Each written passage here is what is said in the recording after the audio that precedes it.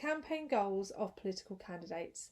I'm Maddie Wyatt from the University of Kent, and I'm presenting this work that Jo Silvester from Loughborough University and I are doing, looking at the different goals that political candidates set themselves during electoral campaigns and whether these have an impact on electoral performance. So whether it's Boris's goal to turn the tide on coronavirus in 12 weeks back in June last year, or Theresa May's message of strong and stable leadership, goals are incredibly salient in political work. They're most apparent during electoral campaigns, where political candidates make goals not only about what they want to achieve in office, but also how they're going to get there in the first place, so the campaign. So we were interested in, broadly, what personal campaign goals are set by political candidates. So we're thinking about these as kind of individual goals rather than those of the campaign team. And how do candidates' campaign goals relate to electoral performance? We looked at the research on campaigning, but broadly it often focuses on those kind of wider campaign team efforts and campaign strategies such as spending, social media use and political marketing.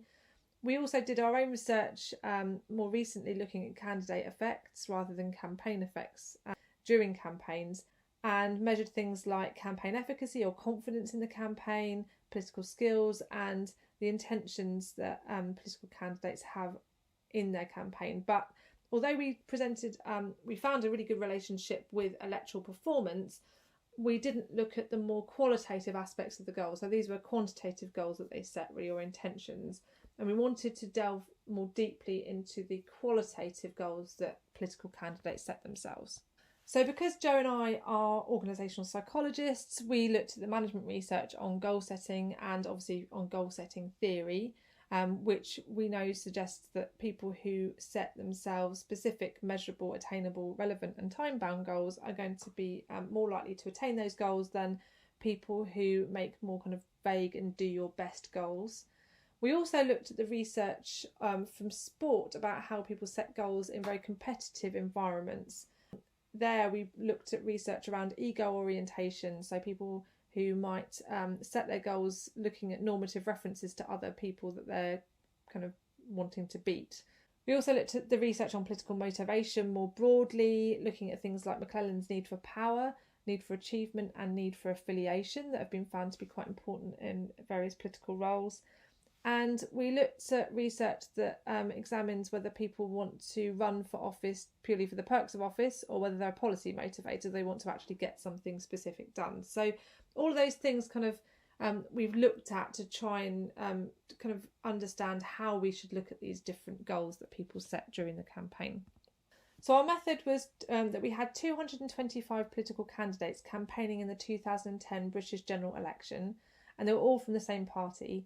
And 3 months before polling day, we asked them to provide their main goal for the campaign. And we did so using a very kind of open text box. So they were able to provide as kind of short or as long goal as they wanted to. We also measured their gender, their experience, so how many elections they'd stood in before, their incumbency and whether they what kind of seat they were in. And this was based on the party deciding whether the seats were kind of marginal, safe or kind of impossible to win seats.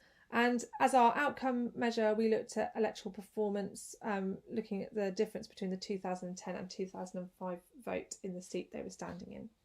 And we coded these qualitative goals on the following dimensions. So the specific category related to whether the goal was very specific or whether it was very broad and vague or do your best type of goal. The difficult category looked at how difficult or ambitious a goal was to attain in a specific context. The elaborate category looks at the degree of detail and complexity in their goal statement. We also coded whether goals were egoistic, whether they were concerned with winning or being better than others, and normatively referencing other groups. We coded office motivated goals as those which were kind of looking to really focus on winning the vote, so winning, getting lots of votes, but didn't really talk about anything else. The policy category looked at policy driven goals rather than just looking at maximising votes, so looking to change policy or change status quo. The affiliation category looked at whether candidates sought to improve the party or their colleagues rather than themselves or as well as themselves. So in order to analyse this, we use latent profile analysis, and This was rather than using the different categories in isolation, we wanted to see how the combination of the different goal types or kind of dimensions would form underlying latent goal patterns or profiles. We used the manual BCH approach in M+, which is basically a method which allows us to use controls when we controlled for gender, experience, incumbency and type of seat, and also to look at a distal outcome, and in our case we wanted to look at the change in the vote. So the process for this is to run multiple models to see which one fits the data better and comes out with a cleaner solution. So we ran models between 2 and 6 classes and looked at a range of indicators to see which one was best. We decided on the 4-class model.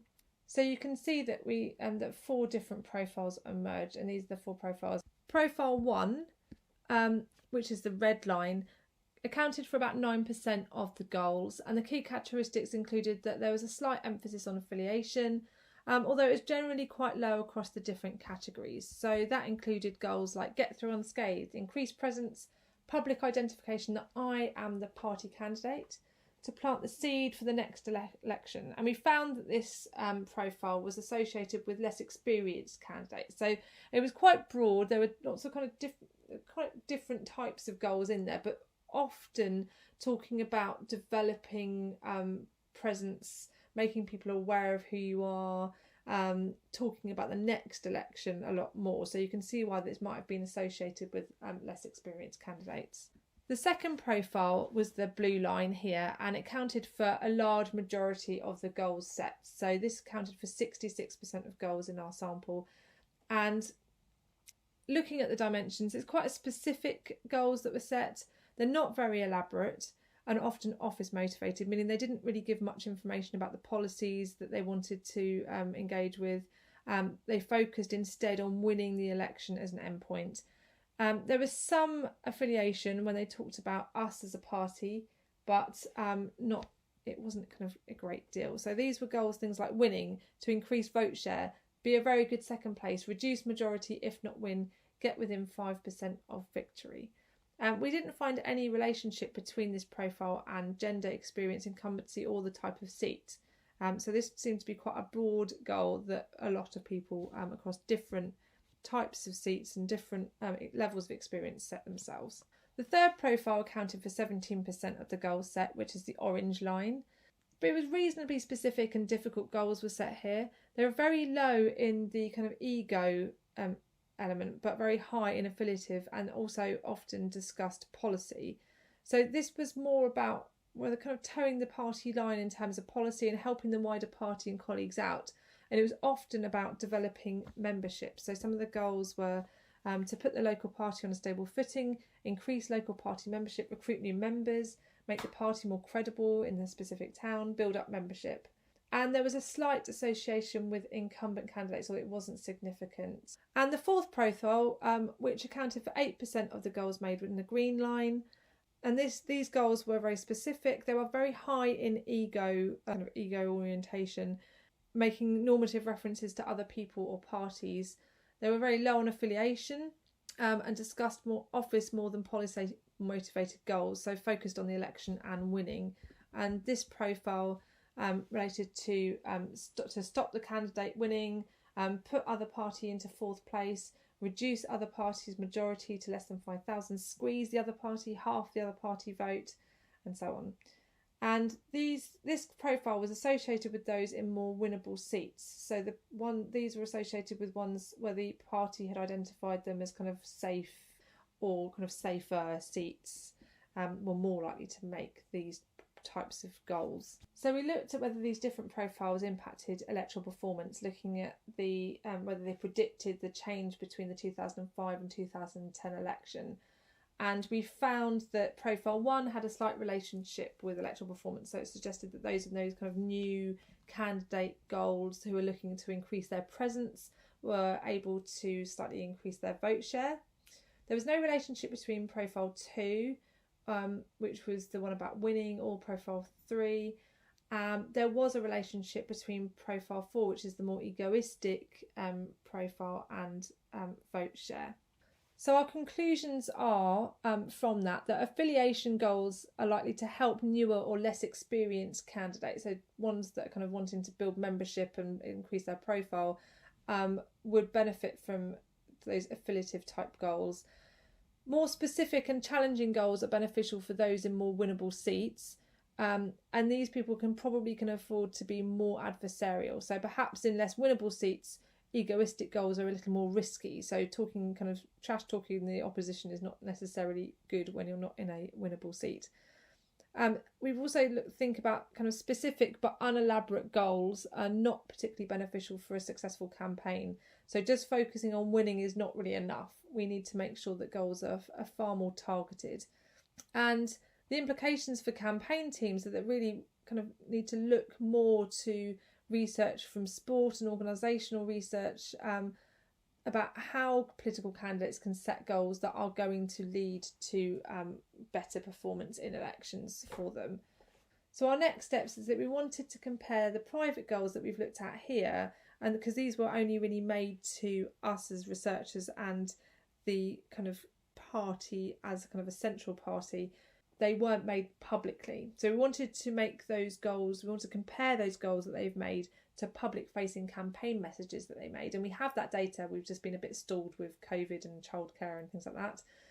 We wanted to examine the influence of political integrity. So we have ratings of their integrity from their colleagues in the party, and we wanted to see whether these might impact the types of goals that they set, and also whether they have congruence between the public and private goals that they were looking at. And we also wanted to look at the moderating role of political skills. So that's a variable that we use in organisational research that looks at whether people can come across sincere and genuine even though they might not necessarily be so. So looking at all the authenticity. So those are the things we're looking at. It'd be great to have some feedback from particularly those of you from political science backgrounds on this, because we are organisational psychologists, so always looking to expand our knowledge and literature base. So thank you.